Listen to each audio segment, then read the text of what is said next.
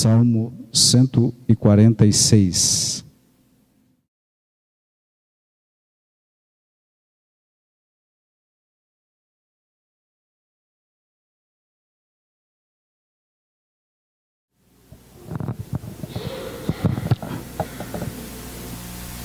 Nós já fizemos essa leitura de início, faremos novamente, para podermos dar continuidade à mensagem do nosso Deus. Gostaria de convidar a igreja para ler todos em uma só voz. Aleluia! Louva, ó minha alma, ao Senhor. Louvarei ao Senhor durante a minha vida. Cantarei louvores ao meu Deus enquanto eu viver. Não confieis em príncipes, nem nos filhos dos homens, em quem não há salvação. Sai-lhes o espírito, e eles tornam ao pó. Nesse mesmo dia perecem todos os seus desígnios. Bem-aventurado aquele que tem o Deus de Jacó por seu auxílio, cuja esperança está no Senhor seu Deus, que fez os céus e a terra, o mar e tudo o que neles há, e mantém para sempre a sua fidelidade, que faz justiça aos oprimidos e dá pão aos que têm fome. O Senhor liberta os encarcerados, o Senhor abre os olhos aos cegos, o Senhor levanta os abatidos, o Senhor ama os justos, o Senhor guarda o peregrino, ampara o órfão e a viúva, porém transtorna o caminho dos ímpios. O Senhor reina para sempre, o teu Deus, ó Sião, reina de geração em geração. Aleluia! Convido também os irmãos a abrirem suas Bíblias aí, 1 Tessalonicenses 5:17. Um versículo pequeno, simples, porém com uma profundeza espiritual enorme. 1 Tessalonicenses 5:17.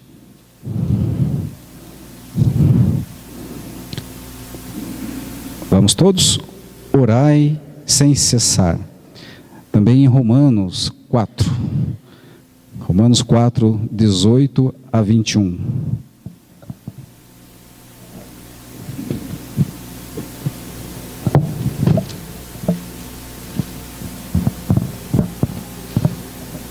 Todos juntos.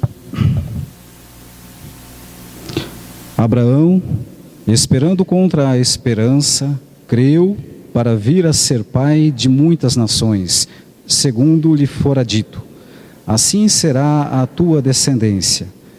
E sem enfraquecer na fé, embora levasse em conta o seu próprio corpo amortecido, sendo já de 100 anos e a idade avançada de Sara, não duvidou por incredulidade da promessa de Deus, mas pela fé se fortaleceu, dando glória a Deus, estando plenamente convicto de que Ele era poderoso para cumprir o que prometera. Até aí. Também em Romanos 15, um pouquinho para frente, versículo 4.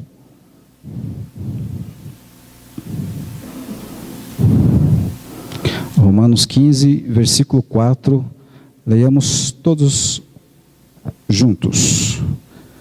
Pois tudo quanto outrora foi escrito para o nosso ensino, foi escrito a fim de que pela paciência e pela consolação das Escrituras tenhamos esperança. Oremos.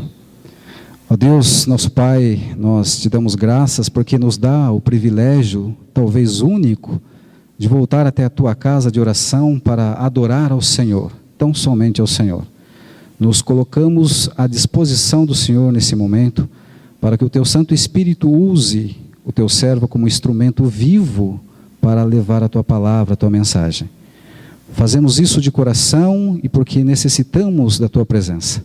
Abençoa os atos desse culto, Abençoa as vidas que aqui estão, se estão, é porque o Senhor tem planos, tem propósito para cada um. Nós confiamos no Senhor, ó meu Deus. Nós te damos graças porque nos deste um dia a certeza de que seremos unidos junto a Cristo em sua volta. Abençoa-nos em verdade, para a tua glória, em nome de Jesus. Amém. Meus irmãos, os textos que nós lemos são variados, mas teremos alguns minutos aí para refletir sobre 4 características básicas para um cristão maduro, a maturidade cristã. Para um cristão autêntico, vamos colocar isso em primeiro lugar, um cristão verdadeiro, né? Aquele que se converteu e não se convenceu de estar convertido. Né? Adoração, esse é o primeiro passo. Adorar a quem? Segundo passo, oração. Terceiro, fé. E o quarto, paciência. Talvez dentre estes, o que mais chama a atenção. Eu vou recitar aqui uns versos de uma música da Aline Barros. Acho que a maioria conhece. O Fred acho que vai lembrar. Estou no meu jardim, tranquei a porta, abri meu coração. Reguei minhas raízes com minhas lágrimas, gotas de adoração. Senhor, não quero que meus olhos percam o brilho do primeiro amor por ti. Não quero que em mim se perca o desejo de te adorar. Vem, Senhor, e me resgata todos os dias só para te adorar. Quero ser teu bom perfume, primeira essência, jardim particular. O autor desta música provavelmente teve um dia feliz ao colocar nós como jardim particular do Senhor, né? Todos os dias o Senhor nos rega. E a letra diz que o socorro vem do Senhor, e quando nós solicitamos para que Deus nos resgate de um mundo de trevas, crueldade e todo tipo de mal, para que nós tenhamos somente o tempo para adorar ao único Deus. Quero ser teu bom perfume, primeira essência, primeiro amor, jardim particular. Primeiro passo. No Salmo 146, todo fala de adoração. Adoração autêntica promove uma oração madura. E uma oração madura promove uma fé madura. E essa fé promove paciência.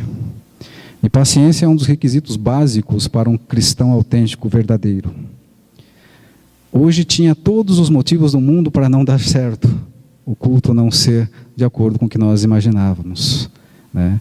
Até ao sair de casa, fui impedido por uma força que eu não sei de onde, de não querer vir. Porque talvez a ansiedade tenha tomado conta do meu ser, talvez o medo, a preocupação de uma responsabilidade enorme, que é falar da palavra de Deus a pessoas que estão maduras, que eu creio que quase todos aqui são maduros na fé. É difícil, mas aí Deus dá força, mostra que nós não devemos permitir a ação do diabo, do inimigo. Quando no momento que você não conseguir andar, pode ter certeza que isso não é da sua cabeça, isso é espiritual. Andar junto a Deus. A adoração a Deus promove uma oração madura, e a fé madura promove uma paciência que só os heróis da fé, registrado no nosso sagrado livro, tiveram. Uma das maiores características, a paciência. Mas aqui começa por adoração, né? Nós lemos o Salmo 146, onde fala totalmente de adoração. A palavra começa com, no primeiro versículo, aleluia. Palavra bonita, linda essa palavra, mas sem valor. Ela não tem valor caso não se dirija a alguém digno de louvor e de adoração. Não há valor nenhum, é vazia. E se não for praticada num ambiente ou num espaço vivencial, enquanto estamos aqui na terra. E muitas vezes ela não gera atos concretos. Fica no vazio, fica à toa. Quem é o objeto do nosso louvor? Quem é o objeto da nossa adoração? O que você faz quando você está louvando? Louvor, ele não se limita a cantar somente, sabemos disso. Versículo 6 do Salmo 146. Quem é o objeto do nosso louvor? O Criador do universo. Está registrado lá. Esse é o objeto do nosso louvor. Quem é o objeto do nosso louvor? No mesmo versículo, é o Criador de tudo. Mas no versículo 5 do Salmo 146 diz: é o Deus da história, o Deus de Abraão, Isaque e Jacó. Heróis da fé, heróis que obtiveram paciência para conquistar aquilo que Deus lhes prometera. Quem é o objeto do nosso louvor? Versículo 2. O meu Deus, o seu Deus, o nosso Deus. Esse é o objeto do nosso louvor. Adoração. Qual é o espaço vivencial do louvor? Onde podemos louvar a Deus? Na igreja? Na nossa casa? Versículo 2 diz: durante toda a nossa vida. Não há um espaço vivencial. Enquanto vivermos, trata-se de um compromisso pessoal, intransferível, é seu, tão somente seu. Adoração perfeita e louvor perfeito a um único Deus. Louvor deve ser algo constante e não somente um ritual momentâneo, onde nós cantamos por 15, 20 minutos. Um ritual momentâneo e limitado a um espaço. Enquanto vivermos, é aqui, é agora e sempre, enquanto Deus nos der vida. Como falei no início, tudo colabora para que o inimigo faça presente na adoração e louvor a Deus. Poderíamos nem ter nenhuma das músicas aqui cantadas, mas o nosso coração regozija em cantar a Deus, como o rei Davi sempre fez. Que demonstração de sua vida é a expressão autêntica de louvor a Deus? O que você tem demonstrado quando você louva a Deus, quando você adora a Deus? Qual que é a demonstração de sua vida que seja autêntica e não simplesmente aparência? Muitos do que aqui não vieram nesta noite talvez não necessitasse da palavra de Deus. Outros por motivos justos que não puderam vir, que lá onde eles estão Deus possa também dar a eles a mensagem. Mas demonstrar a adoração a Deus é somente a um único Deus, o Deus absoluto a todo tempo. O versículo 3 e 4 nos revela isso, no Salmo 146. As outras coisas são relativas, são temporais, momentâneas. Príncipes, reis, governantes, patrões, são momentâneos essas coisas, relativas. Adorar tão somente a um Deus absoluto. A afirmação de que Deus é a esperança das esperanças, vocês podem ver isso no versículo 5 e 6 de 146, do Salmo 146. A afirmação de que Deus é a esperança das esperanças. É uma esperança construtiva que nós lemos aí, e não uma esperança contemplativa. Deus é auxílio, Ele age, Ele não parou no espaço, Ele age até os dias de hoje. Sermos reflexos de Deus para o mundo. Somos imitadores de Cristo ou não? Somos imitadores de Cristo, sim. E a maneira por meio da qual as pessoas vão conhecer a Deus é através de nós, através do nosso testemunho. Que atos concretos demonstram o seu louvor em adoração durante a sua vida? No momento que se converteu, no momento que você fez a profissão de fé, todo o teu louvor, adoração a Deus foram autênticas até o momento que estamos aqui? Versículo 7. Primeiro, justiça aos oprimidos. Fazer justiça aos oprimidos não é apenas desejar fazer com que a justiça aconteça, mas você tem que contribuir para que ela aconteça. Você tem que colaborar para que isso aconteça. Pão aos que têm fome, no mesmo versículo, na prática, é compartilhar tão somente compartilhar com o outro aquilo que Deus lhe deu, e alguns receberam em abundância. Libertação aos encarcerados. Orar e pregar o Evangelho não é só para os presos em cadeias, aos encarcerados literalmente, mas também aqueles que estão oprimidos espiritualmente, encarcerados, presos na rebeldia do coração e na desobediência a Deus. Cristão, uma vez resgatado, será sempre resgatado, mas uma hora ou outra cai, tropeça, e Deus lhe dá a mão para retornar. E só pode ser feito através da evangelização, da pregação e da oração da palavra do Senhor. Versículo 8, luz para os impedidos de ver, testemunho de vida. Talvez seja essa a nossa falha, né? Nós erramos algumas vezes quando nós não testemunhamos com a nossa vida, não pelas palavras, mas pelos atos que nós devemos dar. Suporte aos abatidos, suportar, ajudar a suportar aqueles que estão caídos, é uma solidariedade. E o versículo 9 é um enfrentamento, posicionamento do cristão em meio às crueldades, aos exageros que o mundo oferece, no qual muitas vezes nós somos participantes indiretos, aceitamos facilmente os exageros deste mundo. Tudo isso, meus irmãos, essa adoração leva a uma oração madura. A adoração autêntica leva uma oração madura. 1 Tessalonicenses, onde nós lemos lá no versículo 17 do capítulo 5,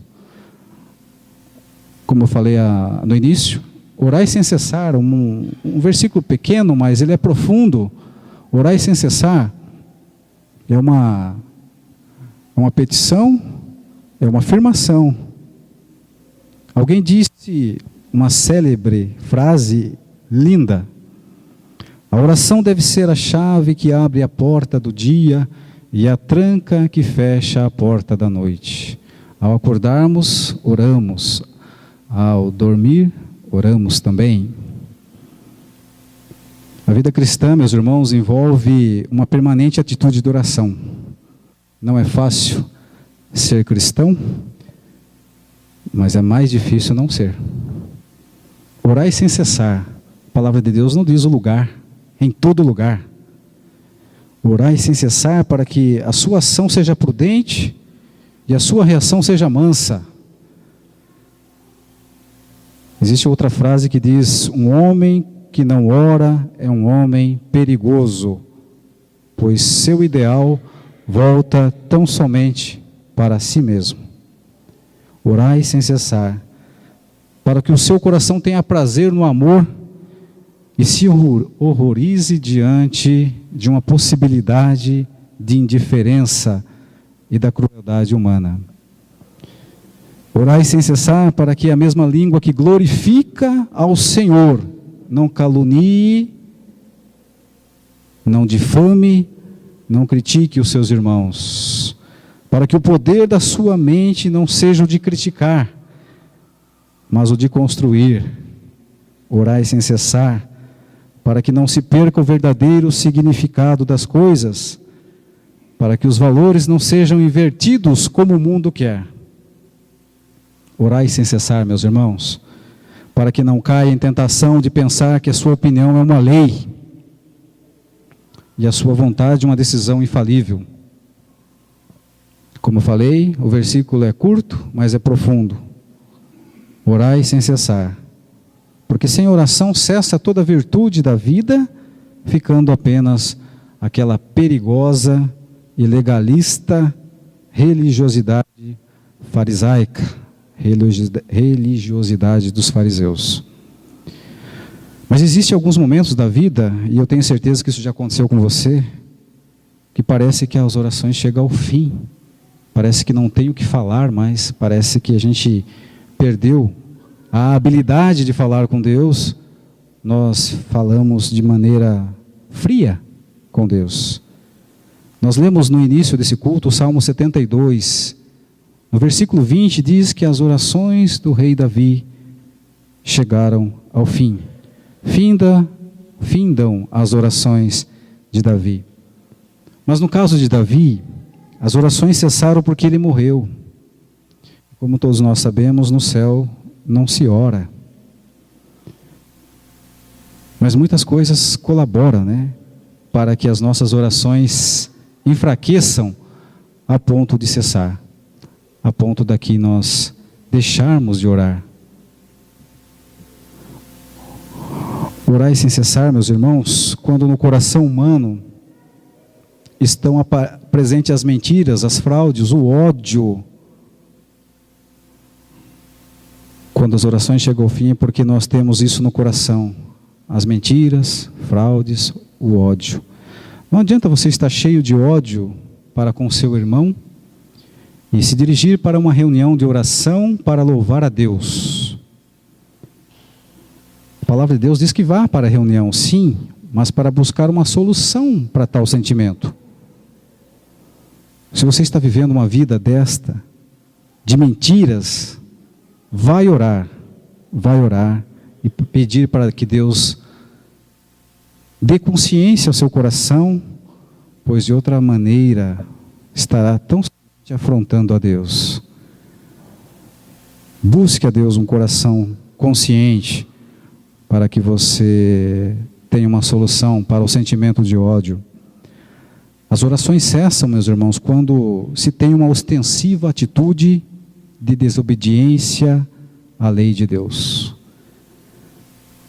As orações cessam quando a oração não é uma oração, é apenas um desempenho da santidade, de uma santidade aparente, viver de aparências. Há pessoas que ensaiam oração, né? Há pessoas que programam como vão falar, há pessoas que recitam a oração. Não é nenhum pecado, meus irmãos. Mas isso não é a oração autêntica, como nós falamos. É apenas um desempenho, é um desempenho de santificação, um desempenho de santidade. As orações cessam quando a oração é apenas um falar mecânico. Isso se torna mais grave ainda, porque o nosso coração deve estar ligado à palavra de Deus e ao próprio Deus. E quando nós falamos mecanicamente aquilo que não sentimos, para Deus é frio. As orações cessam quando a amargura está latejando dentro de nós. Um coração amargo não tem a menor possibilidade de ter paz com Deus. Há uma ilustração que diz assim: um certo homem, no início do processo de sua conversão, estava lendo o Evangelho de João, quando uma incontrolável sensação de arrependimento tomou conta do seu ser. Ele caiu sobre os joelhos, orando e clamando por perdão. Nesta altura da vida, este homem tinha 8 inimigos, os quais ele desejaria matar, pois tinham promovidos grandes prejuízos morais, financeiros e familiares a ele. Enquanto este homem, chorando, pedia perdão a Jesus, este lhe dizia: e seus inimigos? Este homem continuava: me perdoa, Senhor. E o Espírito Santo insistindo: e seus inimigos? E na terceira vez este homem não aguentou e disse: eu os perdoo, Senhor, de todo o meu coração. Levantou-se, pegou 8 cartões de Natal e escreveu a seguinte frase, abre aspas: aquele que diz, eu sou o caminho, a verdade e a vida, me impele para vir até a ti e a tua família pedindo perdão. Dos 8, um achou tudo aquilo uma grande besteira. Outros 6 responderam positivamente ao cartão e um outro veio pessoalmente reconciliar-se com este homem. As orações cessam, meus queridos irmãos, quando a amargura está latejando no coração, está viva como brasa no coração. A amargura não pode fazer parte da vida cristã.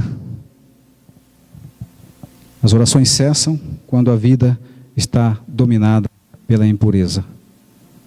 As orações cessam quando há culpa no coração. Como falei, o diabo quer usar a nossa culpa para cessar, para eliminar as nossas orações. Com culpa ou sem ela, nós devemos sempre insistir em orar, em falar com Deus. Adoração autêntica, perfeita. Oração madura. Uma oração madura leva a paciência, e a paciência é fruto de uma fé madura.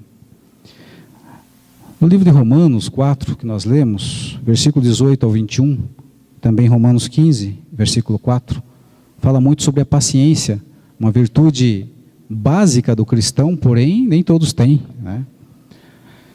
O século que nós vivemos nos tem viciado em alguns automatismos. Tudo é fácil, tudo é aqui, agora, tudo é urgente, tudo é para agora, tudo é para ontem. Não temos paciência em esperar e aguardar. Na Bíblia, entretanto, o imediatismo não é uma regra. Normalmente os grandes heróis da fé, como nós temos estudado, esses heróis da fé no passado tiveram que desenvolver uma imensa paciência até obterem as promessas, até receberem as respostas de Deus.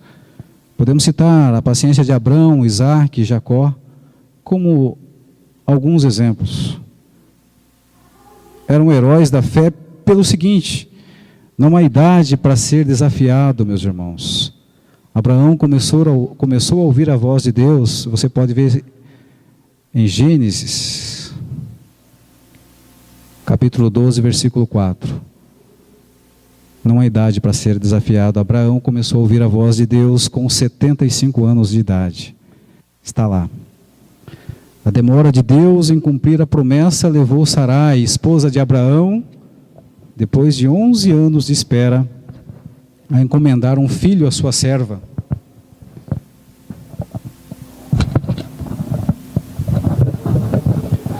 Mas Abraão continuava esperando, pacientemente. Não tinha pressa, porque o filho da promessa viria. Deus prometeu. Uma pergunta que se faz: há quanto tempo você tem orado por um assunto? Quanto tempo? Se Abraão começou a ouvir a voz de Deus aos 75 anos, ele foi ser pai aos 100, são 25 anos. Quando Abraão estava com 100 anos, veio o filho prometido. Deus prometeu e cumpriu, dos 75 anos aos 100 anos, esperando por esta promessa. Você acha que 25 anos é um tempo razoável para esperar uma resposta de Deus? Para esperar aquela promessa que Ele te fez? Alguns talvez faz mais tempo do que isso que está esperando uma resposta de Deus. Do nascimento de Isaac ao Monte Moriá foram 14 anos. Ao todo foram 39 anos de esperança, de lutas, desafios, para o final de tudo Deus pedir em sacrifício seu filho prometido. Agora imagine você com seus planos, com seus projetos, com seus sonhos, pelo período de 39 anos, e de repente Deus pede a você abrir mão desse sonho, desse projeto, desse plano. O que você faria? Abraão tinha paciência. O que dizer de Isaac, né? Isaac é outro herói da fé, que exerceu a profunda paciência. Esperou a concepção de um filho por 20 anos. Esperou o filho voltar para casa 20 anos. Esperou a conciliação dos filhos 20 anos. É um tempo longo, né? Para uma resposta que parece não ser muito difícil de dar. E você, quanto tempo espera? Há quanto tempo espera as promessas de Deus? Há quanto tempo você espera por uma resposta ao seu pedido? Há muito tempo? Há um dia, um mês, um ano, quem sabe 10? Nós podemos também ver Jacó. Jacó nos ensina que era paciente na sua maneira de amar, né? E que o amor precisa de um investimento sério e comprometido. Ele nos ensina que não devemos desistir da reconciliação jamais. Também que devemos esperar pela bênção, mesmo quando as circunstâncias são negativas e contrárias àquilo que nós vivemos. Jacó, aos 71 anos, era solteiro ainda. Namorou um mês e ficou noivo 7 anos. Casou com a mulher errada e trabalhou mais 7 anos por sua amada. Muito tempo. Esperou 20 anos para que a ira de seu irmão Esaú se abrandasse. Ficou 20 anos sem José, seu filho mais querido. Meus irmãos, nós devemos pedir a Deus um coração paciente como esses heróis aí, como esses irmãos.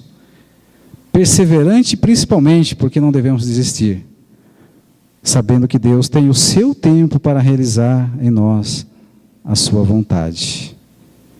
Nós vamos concluir citando uma frase, uma bela frase. Espere grandes coisas do Senhor, mas faça grandes coisas ao Senhor. Espere grandes respostas de Deus, mas faça grandes coisas a Deus. Em Deuteronômio, capítulo 3, versículos 25 a 27, vemos que Moisés chegou a implorar para Deus que o deixasse entrar em Canaã.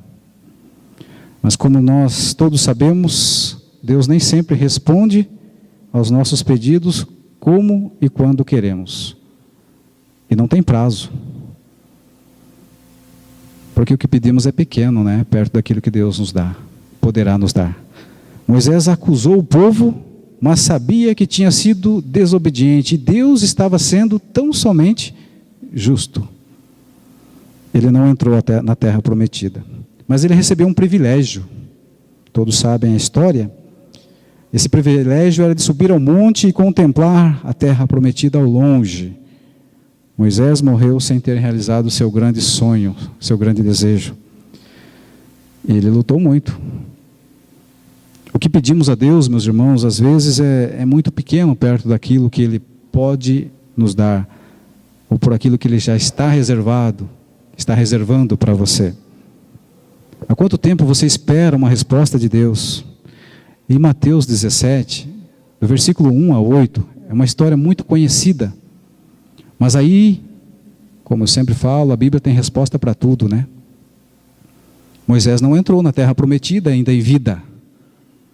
Mas aqueles que conhecem a história, em Mateus 17, versículo 1 a 8, nós vemos um episódio glorioso da vida de Jesus no Monte da Transfiguração. Vejam quem aparece ao lado de Jesus. Moisés, ele mesmo. E segundo pesquisadores, a gente procura pesquisar antes de colocar isso, a informação correta é que esse local, o Monte da Transfiguração, segundo pesquisadores, é exatamente o local onde era a terra prometida. É o território, no mesmo território da terra prometida, segundo historiadores, segundo pesquisadores.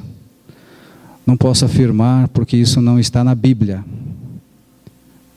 mas suponhamos que seja realmente. Ele não entrou em vida física, mas recebeu, após a morte, a glória de entrar na terra prometida. O que ele pediu para Deus em vida, de poder entrar na terra prometida, Deus não deu. Mas em glória e na companhia do Senhor Jesus, Filho de Deus, estava ele lá. Muitos séculos após o seu pedido tão pequeno, perto daquilo que Deus lhe reservara. Ele tinha visto apenas de longe aquela terra. E agora, na companhia de Jesus, a resposta de Deus foi muito superior àquilo que ele pediu. Muito superior. Muitas vezes pedimos coisas pequenas, banais, passageiras, temporais, de forma que nos trará uma felicidade, sim, mas ela é momentânea, por pouco tempo.